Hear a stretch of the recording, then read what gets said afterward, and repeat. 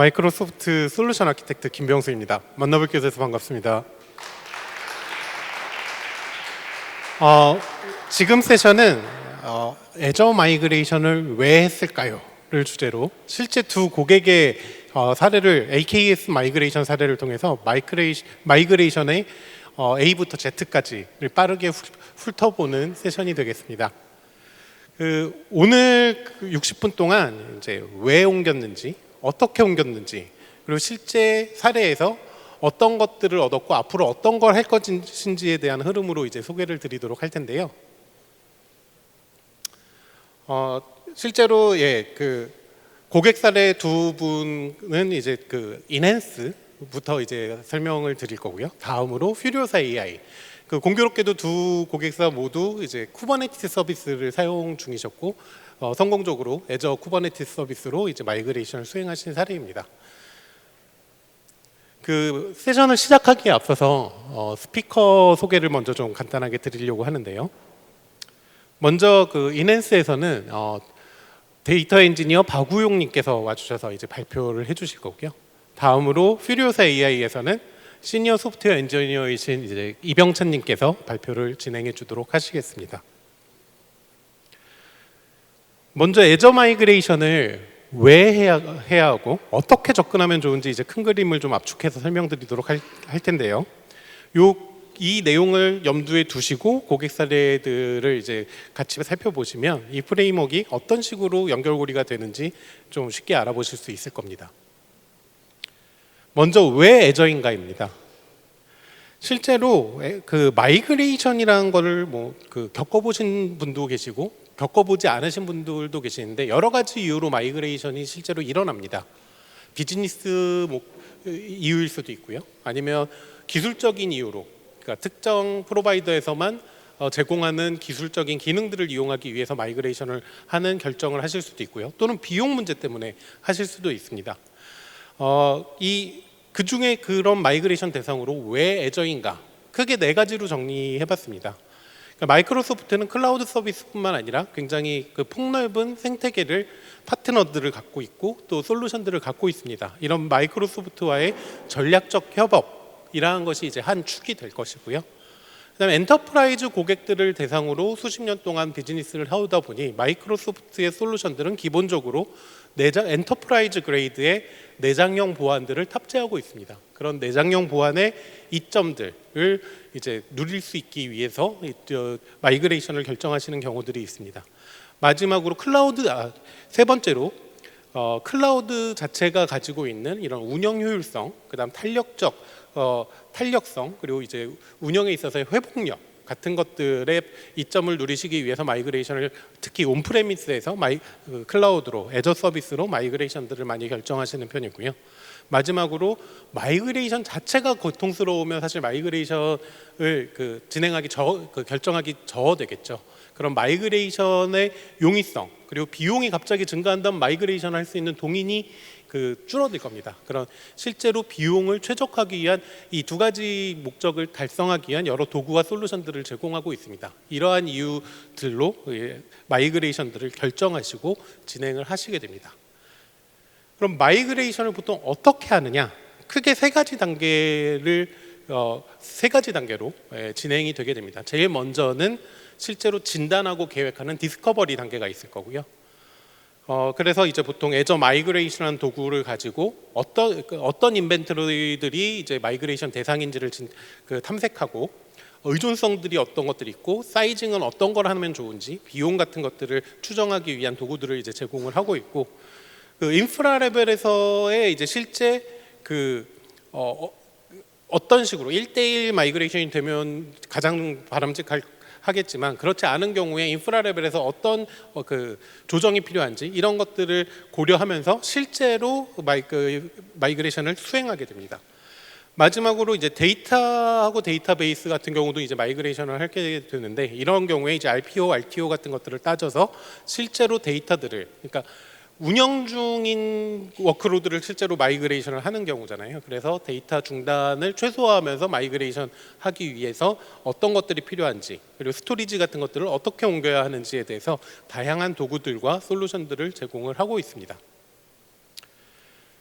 어, 특히 이제 쿠버네티스 같은 경우, 요즘은 사실 쿠버네티스가 거의 디팍토 스탠다드인데요. 쿠버네티스로 운영하시는 경우에 많이들 이제 좀 간과하시는 부분이, 쿠버네티스는 그 프로바이더의 이제 뉴트럴하기 때문에, 그 앱스트랙션 레이어를 제공하기 때문에 그냥 옮기면 되는 거 아니야?라고 말씀하시면 아주 미세하게 이제 차이들이 있습니다. 그래서 애저 쿠버네티스 서비스로 옮기기 위해서 진단성, 이식성 같은 것들을 검토하셔야 되고, 그래서 표준 쿠버네티스 API라면 상대적으로 조정해야 될 것들이 굉장히 최소화되겠지만 환경별로 또는 호환성 같은 것들을 이제 검토하실 필요가 있습니다.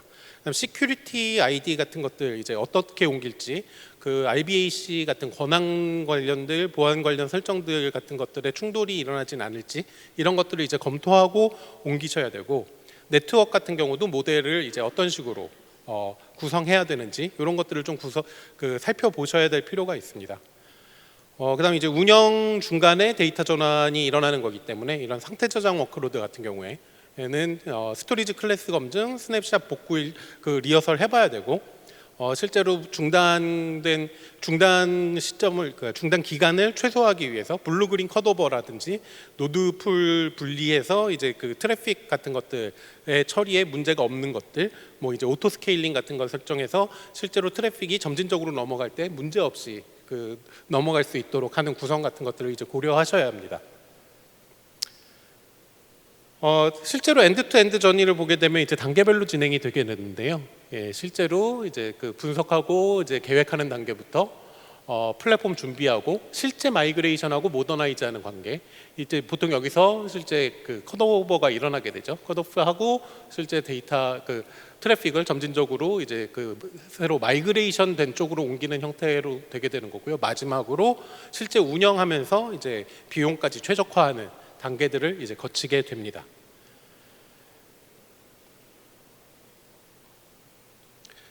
실제로 그래서 이제 지금까지 살펴본 프레임워크들을 기준으로 해서 저희 고객사 중 이제 굉장히 중요한 고객사 중인 한 분이신 그 이넨스에서 박우영 데이터 엔지니어 분께서 실제 마이그레이션 사례를 소개해 주시도록 하겠습니다. 박우영 엔지니어님께 마이크 넘겨드리도록 하겠습니다.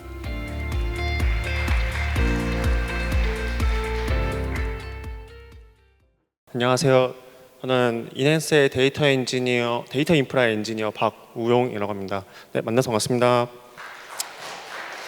먼저 이 자리를 빌어서 이렇게 발표 자리를 만들어 주신 마이크로소프트, 그다음에 저희 이넨스 팀, 애저 마이그레이션 충분히 충실하게 해주신 저희 이넨스 팀 동료분, 그리고 여기서 참석해 주신 청중분들께 감사의 인사를 먼저 드립니다. 네. 오늘 제가 발표할 내용들은 제가 저희 팀이 최근에 진행한 저희 전사 클라우드 인프라를 애저로 마이그레이션 한 부분에 대해서 좀 이제 공유를 이제 여러분들과 나눠보려고 하는데요. 뭐 화려한 기술적인 이야기라기보다는 저희들이 실제 마이그레이션을 진행하면서 어떤 것들을 경험했고 그런 것들을 좀 이제 진실되게 좀 공유하는 자리로 이해해 주시면 감사하겠습니다. 네. 오늘 발표에서 이제 이런 네 가지 정도의 어젠다를 이제 베이스로 말씀드리려고 합니다. 먼저 저희 회사 소개와 그다음에 저희가 왜 애저를 선택했는지, 그리고 애저를 전환을 하면서 저희가 어떤 것들을 겪었고 어떻게 적응해 나갔는지, 그리고 저희가 애저 전환 이후에 어떤 그림을 그리고 있는지에 대해서 방향성에 대해서 말씀드리려고 합니다. 먼저 저희 회사 이넨스입니다. 저희 얼마 전에 이세돌 국수님과 어떤 이벤트를 크게 좀 진행했었는데요. 사실 이렇게까지 홍보가 크게 될 줄은 잘 몰랐어서 좀 알아봐 주시는 많아져서 좀 약간 얼떨떨할 지경이긴 합니다. 하지만 저희는 원래 이제 커머스 기업에 어떤 디지털 워크포스를 제공해 주자라는 미션을 지닌 기업으로서 어떤 기업이 의사결정을 하기 위해서는 데이터 수집, 그리고 정제, 분석, 그리고 어떤 의사결정까지의 이런 프로세스들이 따르게 되는데요. 저희는 이 일련의 프로세스들을 자동화하여 커머스 기업들에게 자동화된 디지털 워크포스를 제공해 주는데 초점을 맞추고 있습니다. 실제로 온라인 커머스에서는 모든 활동들이 다 온라인에서 발생돼서 데이터가 되게 대칭적으로 민주적으로 분배될 것 같지만 사실은 전혀 그렇지가 않고 데이터는 완전 비대칭적으로 쏠려 있으며 심지어 완전히 노동 집약적이기까지 합니다. 이게 왜냐면은 커머스의 어떤 구조적 특성하고 그다음에 데이터 판매되는 커머스 플랫폼들이 데이터를 직접적으로 제공해주지 않기 때문인데요. 이런 것들은 이제 판매자가 물건을 팔 때 여러 유통 경로와 벤더들이 또 재판매를 함으로써 사실 생산자는 자기네가 생산한 물건이 어디에서 어떻게 누가 소비하는지 어떻게 판매되는지에 대한 데이터를 전혀 얻을 수가 없게 됩니다. 이것을 이제 해결하기 위해서 수집과 어떤 분석 정제하는 과정에서 엄청나게 지난한 노력과 노동을 매우 많이 투입해서 수집을 하게 되는데 이마저도 사실 불완전한 데이터고 그 불완전한 데이터로 의사결정을 하게 되는 그런 문제들이 발생하고 있습니다. 그래서 저희 이네스는 이것을 자동화된 어떤 프로세스 또는 저희 자동화된 어떤 솔루션을 제공하고 있고 이것을 이미 글로벌 커머스 기업들에서 저희 솔루션에 대해 어떤 가치에 대해 증명해 왔고 지금 현재로서는 이 기반으로 수직적으로 수평적으로 확장해 나가는 단계라고 봐주시면 되겠습니다.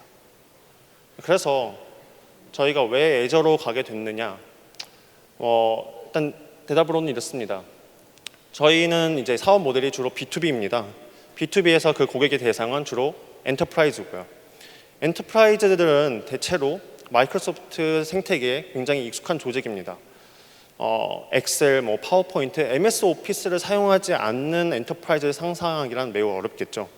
그래서 저희들은 이런 생각을 해보는 겁니다. 우리가 만약에 애저라는 어떤 마이크로소프트 생태계에 편입이 되어 있다면은 그 마이크로소프트 생태계를 이미 사용하고 있는 엔터프라이즈와 자연스럽게 비즈니스 할 수 있는 기회가 좀 더 많지 않을까. 어떻게 보면 되게 단순한 이유일 수도 있는데 저희는 일단 이 이유로 시작을 진행했습니다. 그 스타트업의 그 구성원으로서 이런 비즈니스 가치에 대해서 충분히 이해하고 이 전략적인 가치가 저희 실무 엔지니어가 어떤 치러야 할 전환 비용보다 훨씬 더 가치 있다고 판단이 되었고 그래서 저희는 애저로 가기로 결정했습니다. 이런 비즈니스적인 결정을 한 건 참 이해가 되고 너무나 납득이 되긴 합니다. 하지만 저 또는 이제 제 동료 실무 엔지니어들의 입장에서는 이 얘기가 처음 나왔을 때 그렇게 짐작하시겠지만 그렇게 막 좋은 반응은 아니었어요. 이건 꼭 애저라서라기보다는 이제 익숙하지 않은 무언가 인프라 레벨을 아예 통째로 바꾼다는 것에 대한 약간 관성에 대한 저항심이었을 텐데요. 사실 저희 이 계획이 내려왔을 때 내부적으로 나왔던 이야기를 조금 살짝 순화해서 이제 넣어봤습니다. 예를 들어서 이제 클라우드 플랫폼에 맞춰놨는데 애저에서 이게 지원이 되나요? 그다음에 애저는 처음 써봐요. 이게 어디서 어떤 기능이 어떻게 있는지 어떻게 사용해야 될지 잘 모르겠어요. 그리고 애저를 쓰게 되면은 저희 엔지니어 레벨의 커리어나 또는 이제 채용 인재 풀에서 어떤 영향이 있지 않을까요? 이게 마이그레이션을 해보신 분들이라면 충분히 공감하실 만한 내용이라고 생각됩니다.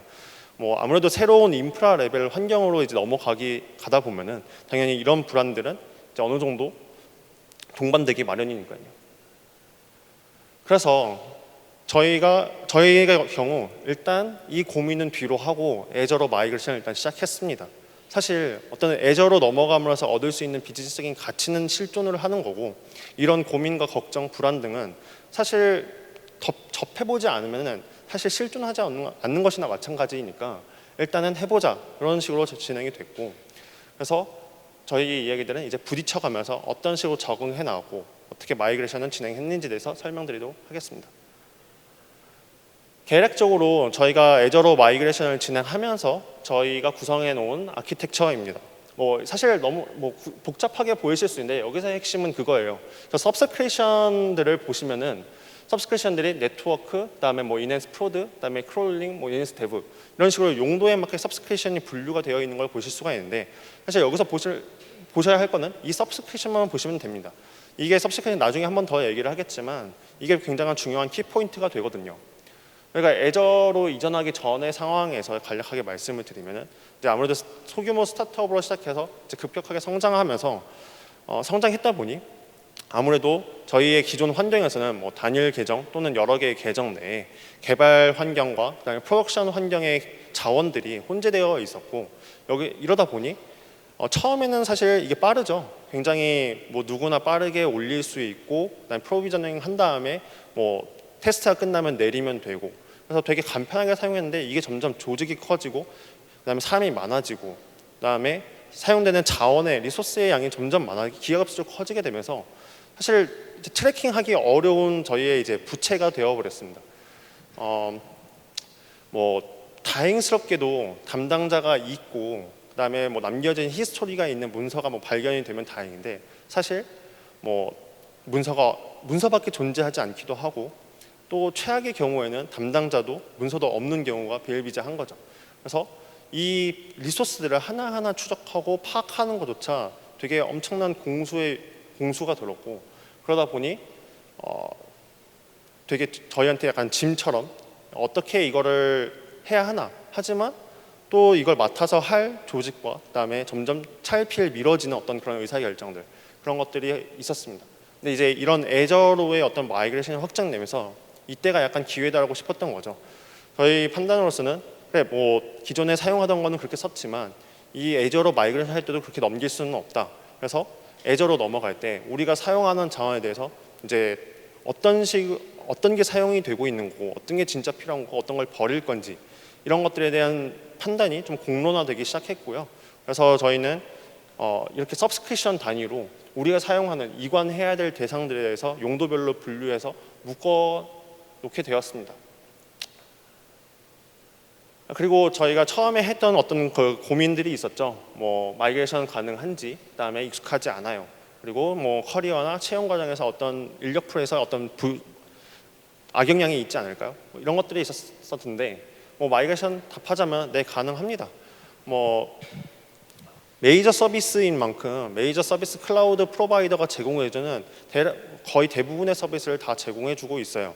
물론 이제 각자 고유의 매니지 서비스나 아니면 어떤 스택이 그 기술 스택에서 오는 그 생태계에서 오는 성숙도의 차이는 좀 있을 수 있지만 본질적으로 범용적인 서비스에 대해서는 모두 애저가 다 지원을 해주고 있습니다.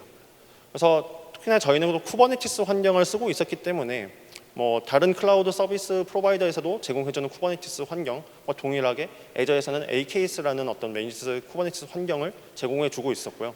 먼저 이전에 발표에서 언급해 주신 것처럼 약간의 호환성의 차이는 있을 수 있으나 본질적으로는 크게 다르지 않은 저희 기능이었기 때문에 마이그레이션 충분히 뭐 가능했었습니다. 그리고 익숙하지 않은 거는 당연히 처음 봤었을 때 처음 보는 것이다 보니 처음 접하는 인프라다 보니 당연히 러닝 커브는 발생하기 마련이죠. 혹시 뭐 처음으로 클라우드 서비스에서 제공해주는 웹 UI 들어가셨을 때 혹시 기억나시는 분 계신가요? 저 같은 경우는 사실 메이저 클라우드 서비스가 제공해주는 웹 UI가 이렇게까지 약간 사용자 편의성이나 어떤 가독성 이런 편의성들을 굉장히 떨어지는 UI를 갖고 있다는 것에 되게 놀랐었고 그때 당시에도 이렇게 수백 가지의 서비스 그다음에 뭐 이렇게 뒤떨어지는 가동성 속에서도 어떻게 설정들을 찾아 들어가서 어떻게 이것들을 사용하고 있는지 되게 혼란스러웠었거든요. 마찬가지로 애저도 그렇다고 생각해요. 근데 이거는 애저라서 그런 거라기보다는 우리가 익숙하지 않은 것, 새로운 것을 접할 때 당연히 러닝커브 발생하고 그것들은 당연히 시간이 필요하다는 점. 그래서 이건 애저만의 문제가 아니었다라고 말씀드리고 싶습니다.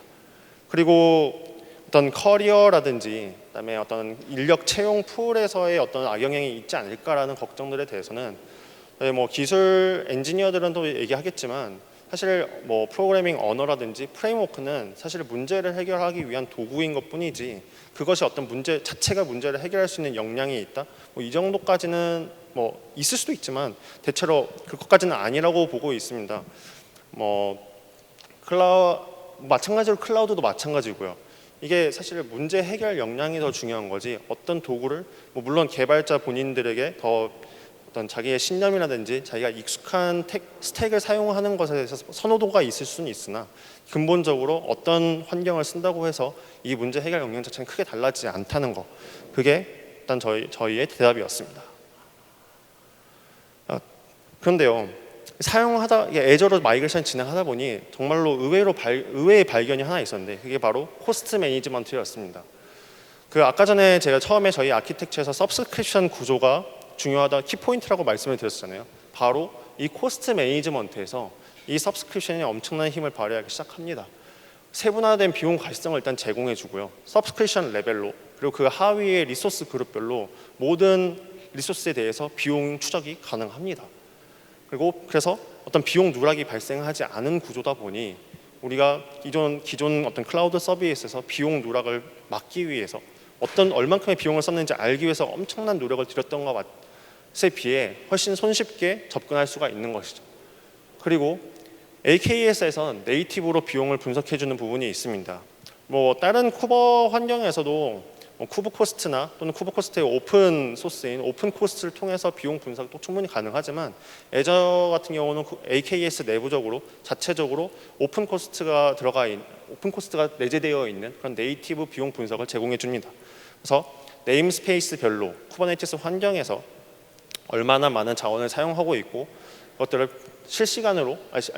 완전 실시간까지는 아니지만 일별로 바로바로 엑스포트 할 수 있을 정도의 어떤 수준을 갖추고 있습니다. 그리고 어드바이저 기능도 있는데요. 이 기능 같은 경우는 내가 어떤 과잉 프로비전된 자원이 있지는 않은지 애저가 자체적으로 판단해서 내가 사용하고 있는 자원에 대한 어떤 피드백을 레포트를 만들어 줍니다. 그래서 좀 더 비용 효율적으로 사용할 수 있도록 도와주는 그런 형태고요. 좀 더 자세히 말씀드리고 하면은 세분화된 비용 가시성 같은 경우는 이런 식으로 어떤 그 서브스크립션 레벨이 있고 그 하위에 리소스 그룹이 있어서 그 하위에 생성된 모든 리소스 그룹 하위에 모든 태그가 다 상속이 됩니다. 예를 들어서 다른 클라우드 서비스에서는 태그가 상속되지 않고 태그를 다 일일이 달아야 되는 불편함 같은 것들이 있는데요.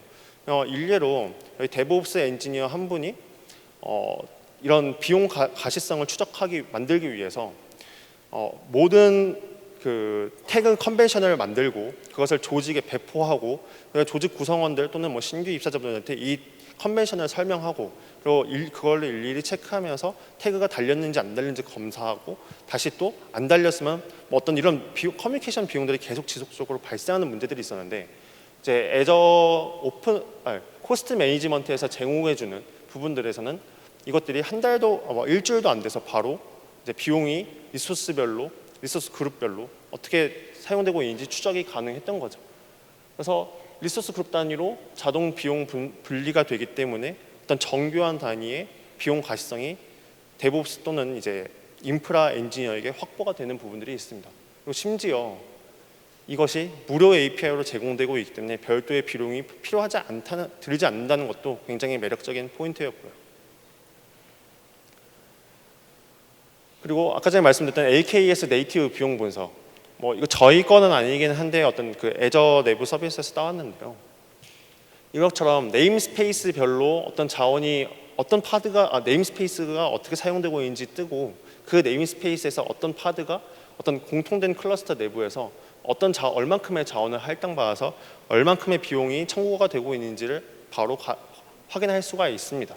이게 실무 입장에서는 굉장히 중요한데 쿠버네티스 환경 자체가 공통 자원을 어떤 특정 서비스에 할당해서 자원을 할당해 주는 구조다 보니까 사실 어떤 별도의 장치가 있지 않고서는 어떤 네임스페이스 내에 어떤 내 서비스가 얼만큼의 자원을 할당받아서 얼만큼의 비용을 쓰고 있는지 추적하기 상당히 어렵습니다.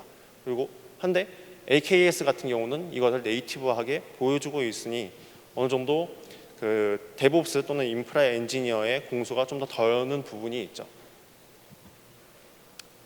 그리고 아까 전에 말씀드렸던 어드바이저 같은 경우는 이렇게 제공되고 있습니다. 보면은 이제 그 어떤 프로비저닝 된 자원에 대해서 과잉 프로비저닝 되었으면은 이 비용을 또는 이 자원을 얼만큼 줄였을 경우 어느 정도로 비용이 절약될 수 있습니다를 바로 레포트로 보여주고요.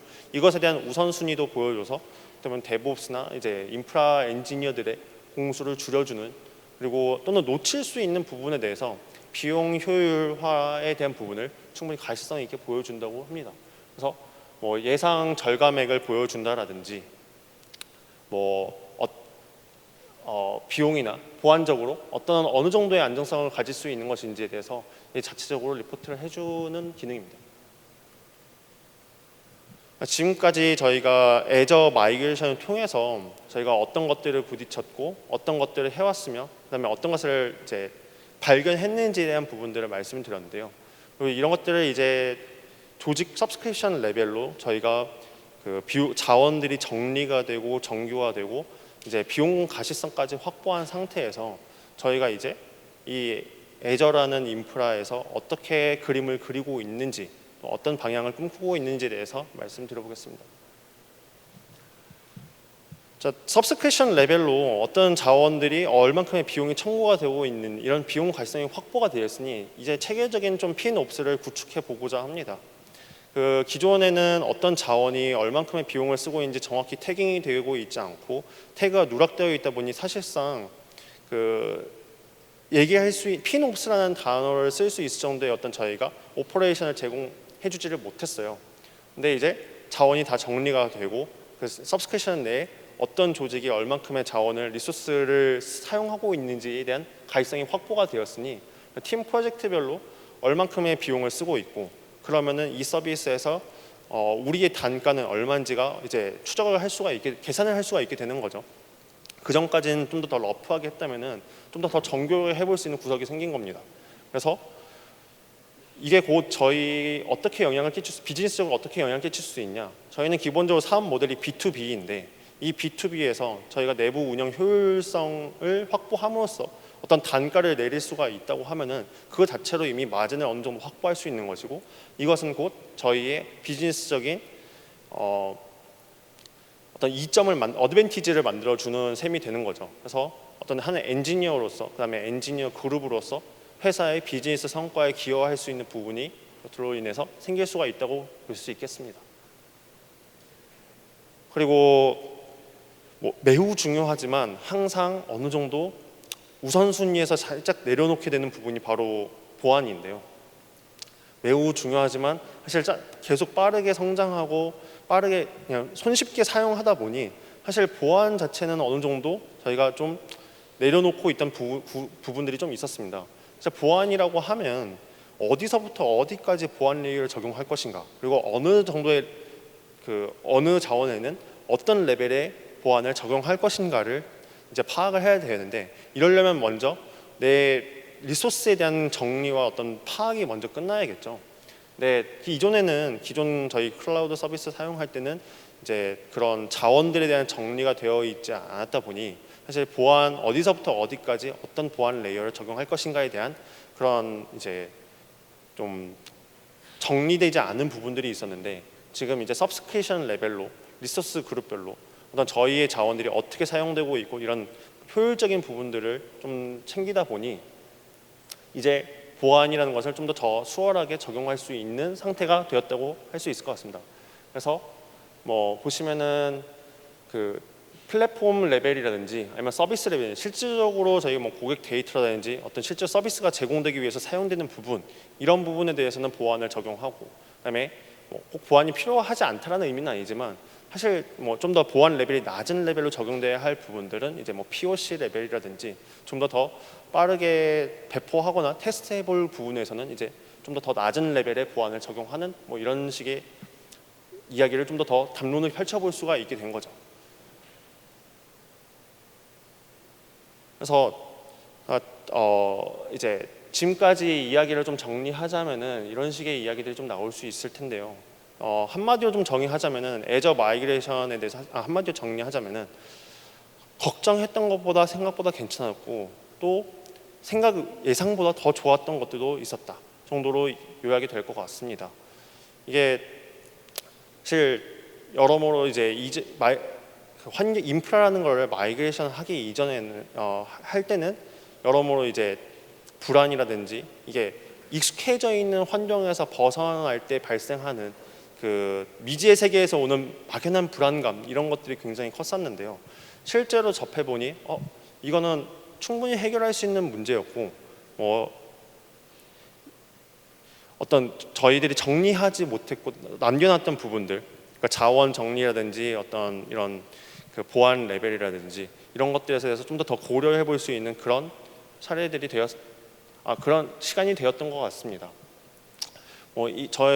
저희의 어떤 이런 마이그레이션 경험들이 혹시 애저 마이그레이션을 고려하거나 어떤 새로운 환경으로의 마이그레이션을 고민을 하시는 분들께 저의 경험들이 좀 더 도움이 되었길 기대하면서 이만 발표를 마치겠습니다.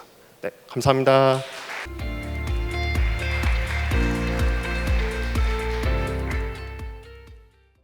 네, 밖에 날씨가 굉장히 좋더라고요. 완전한 봄날이 된 것 같은 그런 날입니다. 이렇게 좋은 날, 그리고 이렇게 뜻깊은 자리에서 많은 분들 앞에서 발표를 할 수 있게 기회를 만들어주신 MS 관계자분들, 그리고 관심 가지고 찾아와 주신 많은 분들께 감사의 말씀드리면서 인사드리겠습니다. 안녕하십니까? 네, 저는 퓨리오사 AI에서 소프트웨어 엔지니어이자 인프라 전반을 담당하고 있는 이병찬이라고 합니다. 네, 앞서 말씀 소개해 주신 것처럼 이제 애저 마이그레이션과 관련된 주제로 저희도 몇 가지 좀 키워드와 아젠다를 가지고 좀 준비를 해봤습니다. 사실 저희도 이제 다른 베어메탈 환경이나 온프레미스의 베어메탈 환경 또는 다른 네오클라우드를 사용하고 있던 와중에 애저를 선택하게 된 이유가 무엇일까? 그리고 그 마이그레이션을 진행하면서 어떤 일들이 있었고 최종적으로 저희에게 어떤 베네핏이 있었는가에 대해서 좀 주로 좀 다뤄보고자 합니다. 우선 시작하기에 앞서서 저희 필요사 AI에 대해서 좀 먼저 좀 설명을 드리면 좋을 것 같습니다. 아마 필요사 AI 저희는 이제 AI 가속기, 저희는 NPU라고 부르는 이제 AI 반도체라고 불리우는 것들을 이제 설계하고 그리고 제작하는 팹리스 반도체 회사라고 보시면 될 것 같습니다. 원래 저희가 그렇게까지 엄청 유명하진 않았습니다. 아마 아시는 분들만 좀 아시고 동종 업계에 계시는 그런 분들은 아시는 그럴 만한 회사였는데 작년에 어쩌다 보니까 이제 메타에 대해서 이제 뭐 메타에서 인수를 한다 뭐 그런 뉴스가 나오고 나서부터 갑자기 거의 뭐 전 국민적인 이제 그런 관심을 좀 끌게 된 좀 그런 좀 이슈가 있었는데요. 그래서 저희가 이제 사실은 17년도에 이제 창업을 했고 그리고 올해로 이제 만 9년이 됩니다. 다음 주에 이제 만 9년을 맞이하는 꽤나 이제 스타트업 치고는 그래도 꽤 오래 버틴 회사라고 좀 말씀을 드릴 수 있을 것 같고요. 이제 왼쪽에 보이시는 사진이 저희 1세대 제품 워보이라고 불리우는 이제 NPU이고요. 얘는 좀 비전 모델에 특화가 되어 있습니다. 그리고 오른쪽에 보이시는 화면이 이제 2세대 제품 레니게이드가 장착이 된 서버 제품이고요. 왼쪽은 이제 22년도에 양산이 되었고 이제 레니게이드 같은 경우는 이제 다음 주에 이제 매스 프로덕션 이제 양산 행사가 열리는데 이제 올해 양산되어서 이제 시중에 저희가 공급을 하게 될 예정입니다. 사실 이제 많은 분들이 좀 의구심을 가지고 계시긴 합니다. 만약 이 한국의 이런 좀 척박한 환경에서 이런 엔비디아나 다른 이제 대형 이제 회사에서 만들어내고 있는 반도체 칩을 이제 상대하는 것이 가능하냐라는 의심을 많이 하고 계세요. 심지어 사실 제가 생각했을 때도 제가 외부인의 시선에서 엔지니어의 시선에서 봤으면은 좀 신뢰하지 않았을 것 같아요. 하지만 그럼에도 불구하고 저희는 그러한 생각을 계속 흔들 수 있게끔 끊임없이 증명하고 그리고 또 보여드리기 위해서 많은 노력을 하고 있습니다. 실제로 작년에 그 성과들 몇 가지를 이뤄냈고요.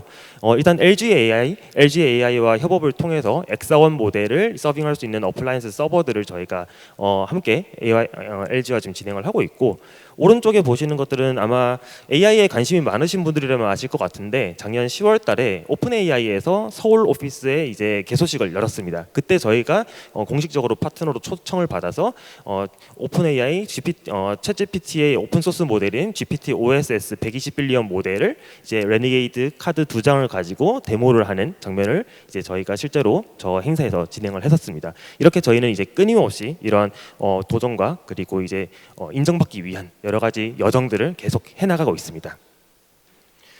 그런데 이제 실제로 그래서 AI 반도체 회사가 하는 일이 무엇이냐라고 한다면은 사실 보통은 이제 잘 알기 어려운 일들이 굉장히 많습니다. 그래서 조금 간략하게 조금 몇 가지 포인트만 좀 찍어서 말씀을 드리자면은 첫 번째는 아무래도 저희가 AI 반도체라는 것을 키워드로 삼고 있다 보니까 물리적으로 실제 하는 하드웨어를 만드는 것이 가장 주업이라고 볼 수 있습니다. 이게 주업인데 생각해 보시면은 이제 설계 패밀리스니까 당연히 설계부터 시작을 하겠죠. 그런데 설계를 하고 그 설계에 도한 대로 무언가를 만들어서 실물이 나오는 데까지는 굉장히 오랜 시간과 비용이 들어갑니다. 그런데 문제는 이제 소프트웨어 같은 경우는 저희가 코드 한 줄 잘못 짜서 뭔가 뭐 버그가 생기거나 서비스에 장애가 생기더라도 수정하는 PR 올리고 메인 머지하고 디플로이 하면은 뭐 금방 해결할 수 있겠죠. 하지만 하드웨어는 그렇지 않습니다. 한 번 만들 때 굉장히 긴 사이클을 가지고 돌아가기 때문에 한 번의 작은 실수가 치명적인 결과로 이어질 수가 있게 되는 거죠. 그래서 공장에서 찍었더니 가지고 왔더니 벽돌이 나와 있더라. 그러면은 거기에 들어가 있는 이게 수억짜리 벽돌이 되는 거고요. 그리고 거기에 들어간 비용과 시간은 정말 되돌릴 수 없기 때문에 저희와 같은 스타트업에게서는 굉장히 치명적인 결과로 이어질 수가 있습니다. 그렇기 때문에 이 설계 과정을 굉장히 치밀하게 설계하고 구현하고 검증하는 과정들을 거쳐야 됩니다. 그래서 로지컬 테스트는 기본이고 에뮬레이터, 시뮬레이터 등을 이용해서 여러 가지도 이제 이 제품을 만들었을 때 이 설계대로 만들었을 때 문제가 없을 것인가를 테스트하고 검증하는 단계를 거치는데 그 단계에서 무지막지하게 많은 컴퓨테이션 파워를 필요로 하게 됩니다. 그러면 하드웨어도 이러한데 그러면은 소프트웨어는 어떻겠습니까? 저희가 강점으로 내세우는 것 중에 하나가 소프트웨어 생태계가 우리 업을 완성시키는 데 있어서 굉장히 중요하다라고 인지를 하고 있습니다. 그렇기 때문에 사실 칩 만드는 회사에서 무슨 소프트웨어지? 라고 생각을 하실 수 있겠지만 결국은 이 NPU라고 하는 것도 흔히 알고 계시는 CPU나 GPU와 같은 연산기이기 때문에 연산기를 동작할 수 있게끔 만드는 소프트웨어야말로 정말 경쟁력 그 자체라고 말을 할 수가 있습니다. 그래서 쉽게 말씀을 드리면은 아주 작은 물론 이제 크진 않지만 작은 규모의 OS를 만드는 것 그리고 그 OS에서 동작하게 될 프로그램을 만드는 컴파일러를 만드는 것 그런 것들이 전부 다 저희가 소프트웨어 스택으로서 이제 다루고 있는 주된 토픽이라고 볼 수 있을 것 같습니다. 아마 이 키워드만 들으셔도 아시겠지만 OS와 컴파일러를 만드는데 얼마나 많은 소프트웨어의 이제 테스트와 검증 단계가 필요로 하겠습니까? 그렇기 때문에 여기에서도 어마어마하게 많은 컴퓨팅 리소스가 들어가게 됩니다. 또한 여기에 계신 많은 분들이 이미 AI에 관심이 많으신 것처럼 AI 모델은 시간이 지날수록 수도 없이 쏟아져 나오고 그 모델들을 저희가 준비하고 있는 이 소프트웨어 스택을 통해서 이제 커버할 수 있게끔 커버리지를 넓히되 단순히 이 커버리지만 넓히는 것뿐만이 아니라 높은 성능을 제공할 수 있게끔 최적화도 제공을 해야 되는 것이 저희 주된 경쟁력으로 잡고 있는 포인트이기 때문에 이러한 부분들을 해내기 위해서는 정말 어마어마한 컴퓨팅 리소스를 필요로 하게 됩니다. 그래서 지금 여러 가지로 저희가 많은 리소스가 필요하다라고 말씀을 드렸었는데 사실 여기서도 한 가지 좀 집중해서 이 컴파일러를 만드는 데 필요한 CI에만 조금 집중해서 말씀을 드려보겠습니다. 기본적으로 저희 컴파일러 엔지니어들이 일하는 방식이 그렇습니다. 어떤 하나의 공통된 컴파일러 프로젝트 레파지토리가 있고요. 어떤 PR을 만들고 커밋 하나를 올려서 이 PR에 대해서 리뷰를 받기 위해서는 결국 GitHub에서 커멘트나 또는 레이블을 달아서 이제 트리거를 시키게 되는데요. 이 트리거를 시키게 되는 즉시 100여 개의 파이프라인이 동시에 실행이 되게 됩니다.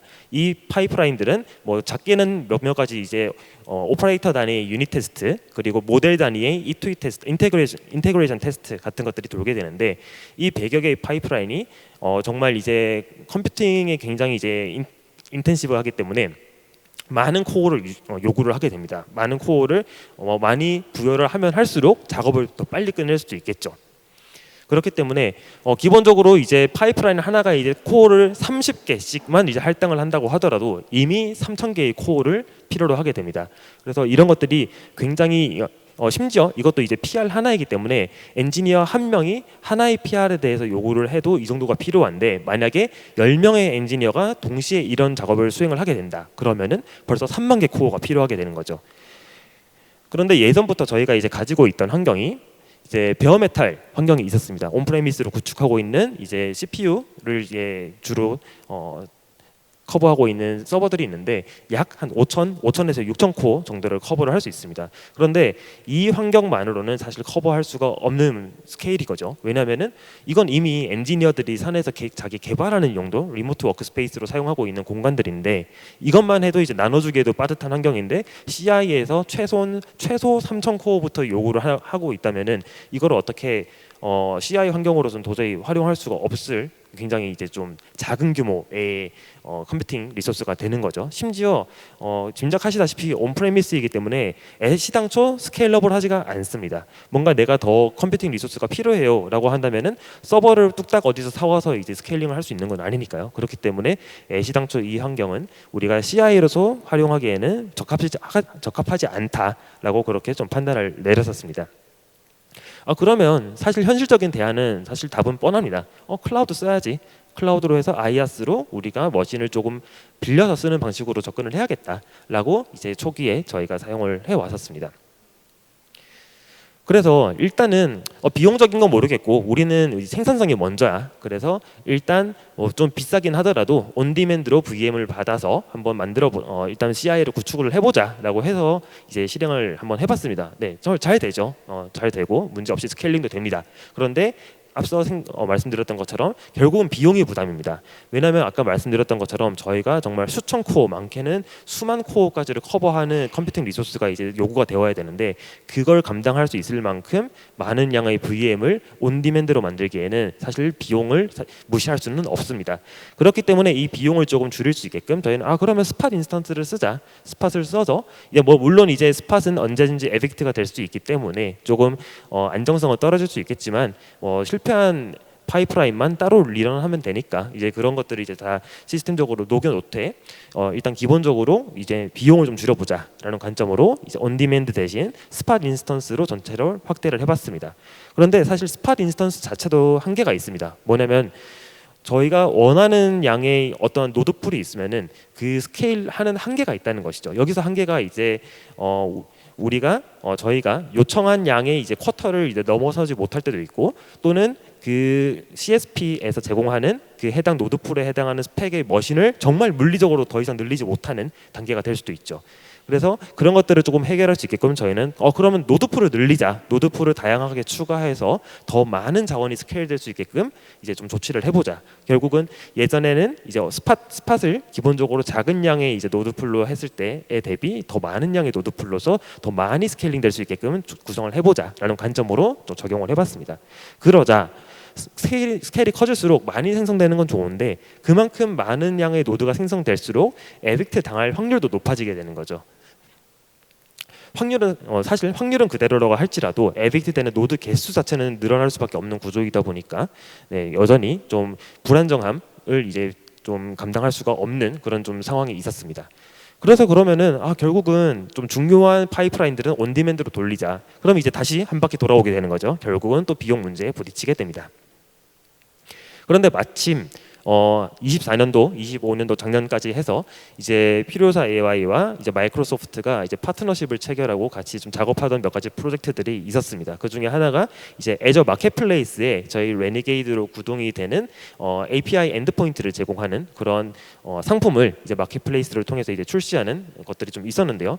그래서 이제 양사 대표님들 만나서 이제 서로 이제 악수도 하시고 저희 환경도 구경도 하시고 이제 그런 좀 이벤트들이 있었는데 이제 이런 단순한 이제 단순하진 않죠. 이런 중요하지만 이런 비즈니스적 파트너십 외에도 결국은 저희가 이제 마이크로소프트와 함께 하고 있기 때문에 마이크로소프트에 이런 이제 애저의 스타트업을 위한 파운더스 허브라는 프로그램이 있다라고 이제 제안을 해주셨고 이 프로그램을 통해서 이제 애저를 초기에 이제 마이그레이션을 할 수 있게끔 도와주는 이제 크레딧을 좀 지원해줄 수 있는 그런 프로그램이 있었습니다. 그래서 저희는 이 도움을 받아서 저희가 앞서 겪고 있었던 페인 포인트에 대해서 말씀을 드렸고 이걸 안정적으로 그리고 비용 효율적으로 구동할 수 있는 환경을 마련할 수 있으면 좋겠다라고 이제 의견을 드려서 이제 이러한 기회를 저희에게 조금 주셨고요. 그래서 이걸 통해서 저희가 이제 기존에 사용하고 있던 다른 네오클라우드나 저희 온프레미스 환경의 베어메탈 클러스터를 애저로 옮기는 작업들을 시작을 해볼 수가 있게 되었습니다. 그런데 사실 이 마이그레이션이라는 것을 어렵게 만드는 이제 몇 가지 요인들이 있습니다. 아마 앞선 세션에서도 이제 몇몇 분들께서 이제 언급을 주시긴 하셨지만 미세하게 달라요. 미세하게 다른 부분들이 있습니다. 그것들은 어떻게 보면은 각 클라우드 프로바이더들의 좀 특색이라고 볼 수도 있을 거고요. 그래서 뭐 같은 내용들이라고 할지라도 어떤 뭐 설정을 하는데 뭐 누구는 제이슨으로 표현하고 누구는 야물로 표현하고 또는 어떤 권한 체계를 선언하는 방법 그런 좀 스키마들도 다 제각각 다르죠. 그런 부분들이 아주 미세하게 달라지기 때문에 이제 그런 것들을 맞춰 나가는 것들이 사실 좀 벽이 될 수는 있습니다. 또 다른 하나는 이제 서비스 레벨로 이제 배포를 하는 경우에는 이제 HTTP 엔드포인트 관점으로 이제 많이 하게 되죠. 그래서 어떤 URL이 사실 어떻게 보면은 특정 프로바이더에 좀 의존된 환경으로 엮여갈 수가 있습니다. 뭐 물론 이런 것들도 다 메쉬를 엮어서 하나의 네트워크처럼 취급하는 방법도 있기는 하겠지만 이거는 이제 어떤 그 구성에 따라서 이제 유불리가 좀 있는 부분들이 있기 때문에 좀 선택이 좀 필요한 영역이고요. 사실 이거는 이 엔드포인트 인테그레이션으로 인한 것은 조금 사소한 문제라고 볼 수 있습니다. 가장 중요하게 제가 생각하고 있는 것은 사용자 환경 구성과 사용성인데요. 이게 결국은 이걸 전환을 했을 때 사용자들로부터의 불만을 어떻게 해소할 수 있을 것인가 하는 부분들입니다. 작게는 인증부터 시작하겠죠. 사용자 계정을 어떻게 관리할 것이냐, 그리고 이미 잘 사용하고 있는 CLI나 SDK 같은 것들을 어떻게 전환을 유도할 수 있을 것이냐 같은 것들이 조금 사실 현실적인 장벽이 된다라고 좀 볼 수 있을 것 같습니다.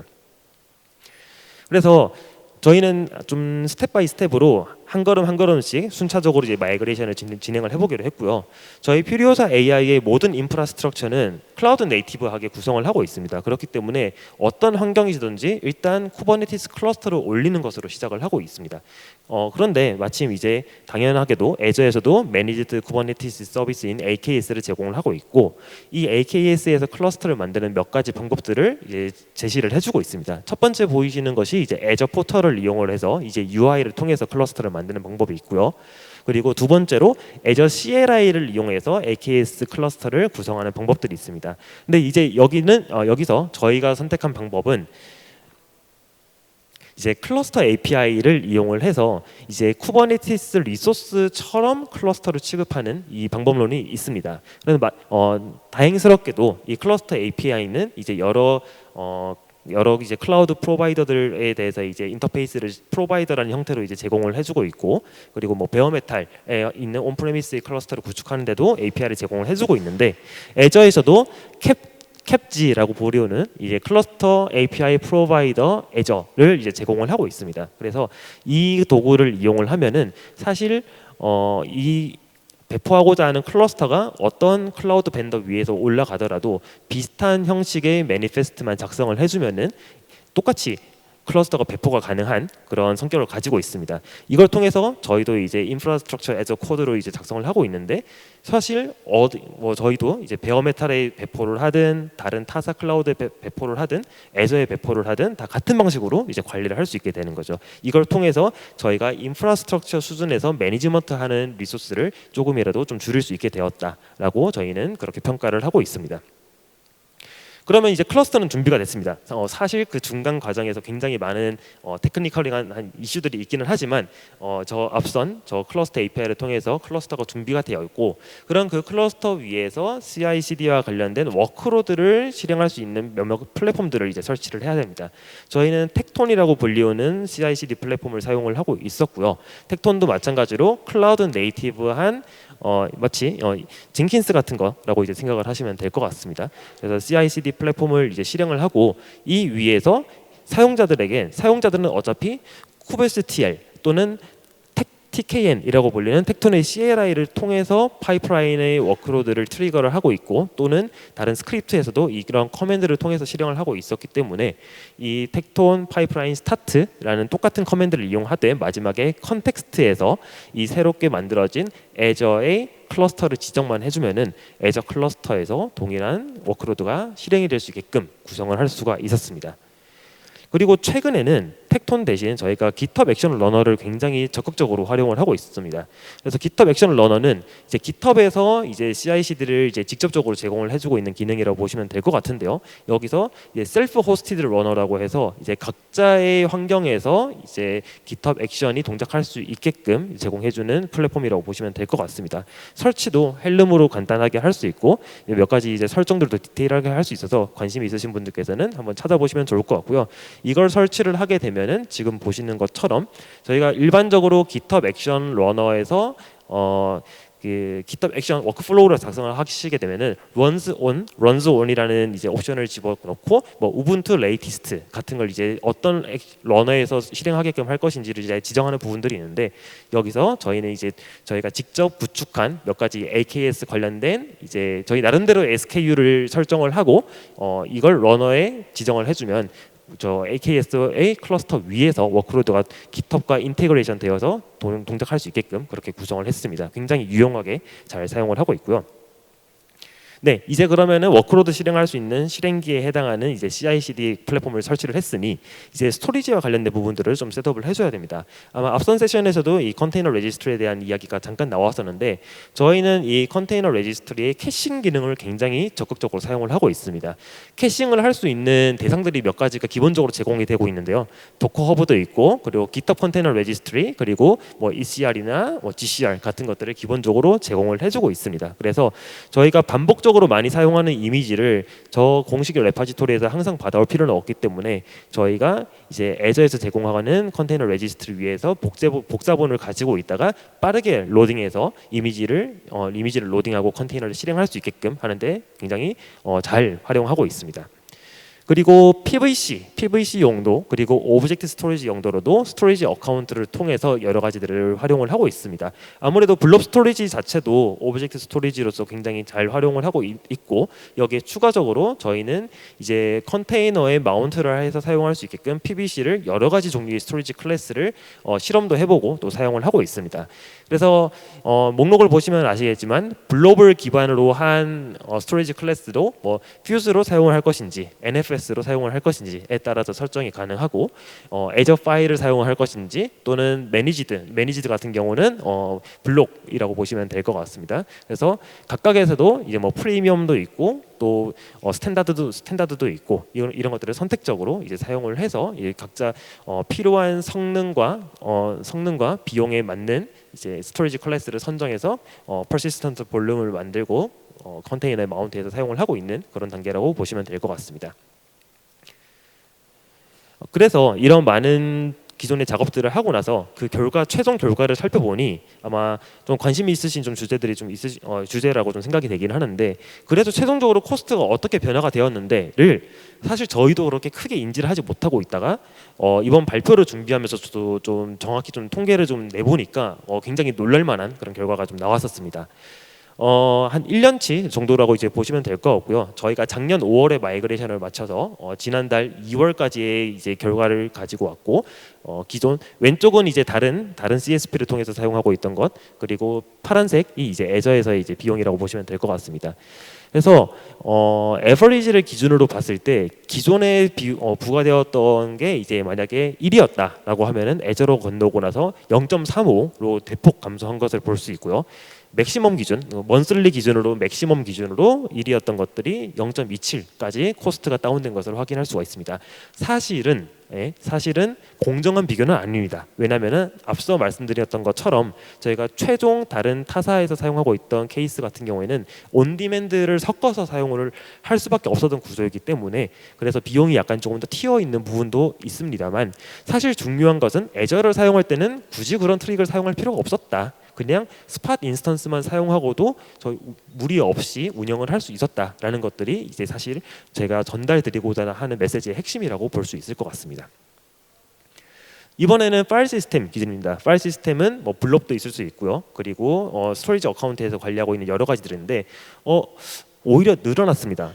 아주 미세하게 늘어나는데, 이것은 뭔가 애저가 더 비싸서라고 하기보다는 저희가 애저에서도 여러 종류의 스토리지 타입들을 제공을 해주고 있는데, 저희가 원하는 수준의 이제 성능과 이제 요구사항을 충족시키기 위해서는 이제 스탠다드 수준의 스탠다드 SQL 상품보다는 프리미엄을 사용하는 것이 조금 더 적절했었기 때문에 저희가 돈을 조금 더 내고서라도 조금 더 쾌적하게, 그리고 성능을 확실하게 보장받을 수 있는 것을 사용하고자 했기 때문에 이제 조금 더 증가가 한 것이지, 최종적으로는 좀 같은 레벨에서 비교를 했을 때는 오히려 더 다운되었을 것이다라고 그렇게 볼 수가 있을 것 같습니다. 네, 다음은 네트워크 트래픽입니다. 데이터 트랜스퍼 비용인데, 이것도 사실 이것도 동등한 비교라고 보기는 힘듭니다. 사실 1대1이라고 한 것은 이제 코스트 테이블 표 상에 있는 이제 밴드위스에 해당하는 금액이 사실상 금액이 같다라는 것들을 이제 강조드리고 싶어서 이제 넣은 것이고요. 이제 오른쪽에 있는 것은 결국은 네트워크 트래픽은 사용량이 많으면 많을수록 증가하는 것이기 때문에 그냥 있는 그대로 낸다라고 보시면 될 것 같습니다. 그래서 결국은 저희가 처음에 도입했을 때 이제 작년 5월 기준으로 1위였다면은 현재는 2.82까지 계속 코스트를 올렸습니다. 왜냐하면 저희가 기존에 내던 것들을 그만큼 깎았으니까 많이 이제 절약을 했으니까 그만큼 저희는 더 많은 컴퓨팅 리소스를 좀 더 마음 편하게 할 수 있는 거죠. 그래서 저희는 앞으로도 더 적극적으로 늘려나갈 계획입니다. 그리고 몇 가지 이제 또 베네핏으로 이제 또 효율성 같은 것들이 있습니다. 우선 에빅트가 덜 당하게 됐습니다. 에빅션을 보시면은 오른쪽에 보이시는 게 각 SKU마다 에빅션이 얼마나 될 것인가에 대한 통계 수치가 나와 있는데요. 저희가 이런 것들을 함부로 고를 수는 없었기 때문에 이제 마이크로소프트 측에 이제 질의를 해서 어떤 SQL을 사용하는 것이 가장 효과적일까에 대해서 이제 질문을 드렸고 거기에 대해서 차라리 이 정도면은 이제 HPC급의 인스턴스를 받아서 사용하는 것이 더 좋을 것 같다라고 이제 의견을 주셔서 저희가 해당 SQL에 해당하는 것으로 이제 노드풀을 구성을 했고요. 그 덕분에 쉽게 에빅션 되지 않게끔 그렇게 구성을 할 수가 있었습니다. 그리고 이 에빅션 레이시오도 사실 이제 쿠스토 쿼리 랭귀지 KQL이라고 하는 이제 MS에서 제공하는 툴을 이용을 해서 라이브로 항상 모니터링하고 또 체크를 할 수 있게끔 되어 있습니다. 그래서 그걸 통해서 저희가 만약에 어떤 특정 노드풀이 에빅션 레이시오가 높아지는 경우에는 그것을 미리 모니터링하고 대응할 수 있게끔 시스템화할 수도 있었고요. 그리고 이 SKU가 단편화가 되다 보니 노드풀이 단순화되다 보니까 저희가 리소스를 빈 패킹하는 것도 쉽게 될 수가 있었습니다. 그래서 예를 들어서 노드가 100코어에 400기가짜리가 하나 있었어. 그러면 이거를 스몰과 라지로 나누어서 조금 더 단편화가 좀 덜 발생하게끔 좀 최적의 빈 패킹이 가능하게끔 하는 것들을 좀 시도를 해볼 수가 있었고요. 그리고 실제로 사용자 입장에서 의견을 들어보면은 굉장히 안정적이다. 예전에 사용하던 다른 환경보다 좀 노드가 덜 죽는 것 같다. 팟이 덜 회수되는 것 같다라는 의견들을 좀 많이 들을 수가 있었고요. 여기에 추가로 이제 단순히 지금은 이제 애저 AKS 쿠버네티스에 대한 마이그레이션을 말씀을 드렸었지만 그 외에도 사용할 수 있는 애저의 여러 가지 상품들이 많이 있었다. 이를테면은 저희가 이제 ARM64 기반의 패키지도 준비를 해야 되는데 그런 것들을 이제 코발트 기반의 VM에서도 준비를 할 수가 있게 되었고요. 그 외에도 이제 GPU 저희도 GPU 사용합니다. 네, GPU도 빌려서 쓸 수 있고 그리고 뭐 엔비디아의 크레덴셜 컴퓨팅을 지원되는 이제 HBAC 같은 것들로 테스트도 해보고 여러 가지 시도들을 덕분에 많이 할 수가 있게 되었습니다. 저희 필요사 AI는 앞으로도 점점 더 많은 역할들을 할 수 있게끔 스케일링을 해나가고 있습니다. 그래서 왼쪽에 보시는 것처럼 지금 패키징에서 이제 제품들 준비를 해나가고 있고요. 여러 가지 모델들 정말 이제 소타에 해당하는 정말 라지 스케일의 모델들, 뭐 엑사원, QN, 솔라, 그리고 GPT OSS, 라마 같은 것들, 그리고 이 외에 많은 모델들 지금 앞서 발표해주신 이제 다른 회사에서 만들고 계시는 많은 모델들도 다 커버할 수 있게끔 스케일링을 적극적으로 해나가고 있습니다. 그래서 이제 좀 요약을 해보면 좋을 것 같은데요. 그래서 저희가 고려했던 사항들 몇 가지가 있었습니다. 첫 번째로는 이제 가급적이면은 어떤 특정 밴드의 스페시픽한 그런 구성들은 피하자, 최대한 피하자가 있었을 것이고, 두 번째로는 캐패시티 플래닝을 잘하자. 이건 정말 중요한 것 같습니다. 그래서 어떤 스케일의 환경이 필요한지에 대해서 관측을 잘 할 수 있어야 그걸 기반으로 또 다음 플래닝과 실제로 구축으로 이어서 진행을 할 수가 있었습니다. 그리고 기존에 사용하던 다른 타사 상품들과 대비해서 어떤 특징들이 있는지 어떤 차이점들이 있는지에 대해서 충분한 파악이 필요할 것이고요. 그리고 이 작업을 하는 것이 타당하다라는 것을 다른 사람들 의사결정권자일 수도 있고요, 동료일 수도 있고요, 그들에게 충분히 납득할 수 있게끔 설명하는 것이 필요하다. 그리고 그런 것들은 모두 데이터를 기반으로 하고 있어야겠죠. 그리고 마지막으로 사실 이 부분이 핵심인 것 같은데, 이 많은 작업들을 진행을 하면서 마이크로소프트의 적극적인 지원이 없었으면 정말 해내기가 힘들었을 겁니다. 저희가 뭔가 문제가 생겼을 때 티켓 만들면 바로 대응해 주시고, 그런 것뿐만이 아니라 진행 상황들 체크해 주시면서 여러 가지로 문제가 없는지를 잘 살펴봐 주신 덕분에 저희도 무리 없이 잘 마무리를 할 수 있었다라고 그렇게 생각을 하고 있었습니다. 네, 제가 준비한 부분은 여기까지이고요. 남은 세션들도 즐겁게 들으시다가 오늘도 좋은 하루로 마무리하실 수 있었으면 좋겠습니다. 경청해 주셔서 감사합니다.